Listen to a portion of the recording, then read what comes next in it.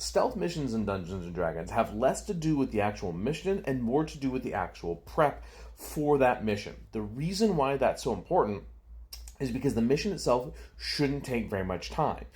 And that's because the party has to split. For a stealth mission to really work, you cannot have the paladin, the fighter, who have bad stealth. You're either going to strip them of their armor, have them stealth through. That's not the way that it should work, in my opinion. A good stealth mission is about the preparation and what each party member is going to contribute during the mission. And so the easiest way to do this is to take your objective.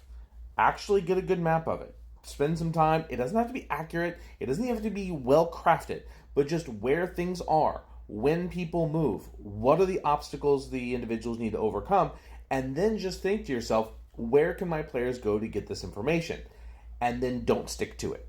Because the players are going to come up with people to go talk to and things to do and make connections that you didn't make, allowing those players to be like, you know what? The barkeep actually knows everyone in town and we're really good friends with him. I bet that's a good place to start.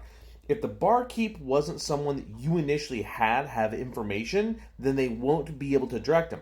Now, perfect. That's great. You go talk to the barkeep, he'll sign. He's like, listen, the people you need to talk to are X, Y, and Z, right? Now the barkeep actually was able to give them that. That's the perfect way to do it. And so now the players are coming up with ways, and then they can uncover what obstacles are there. The obstacles that they don't uncover, when the players encounter them, you have to give them some way to be able to handle it, or maybe they bail on the mission and come back later. Those are the things to consider. So just keep that in mind. When it's up to stealth missions, it's about the prepping. Then when the execution happens, keep it short, keep it simple, keep it quick, and make sure that everyone has something to do. Otherwise, the rogue and the ranger, or whoever it is that can stealth, is going through and occupying it. A lot of times what we do is a distraction, right? Where the non-players, the fighter acts as a bodyguard, the bard is a consoliate, they're actually distracting the main person of the keep, so that way they're not looking at it, they've arranged a meeting. Like, there are creative ways your players will come up to do this.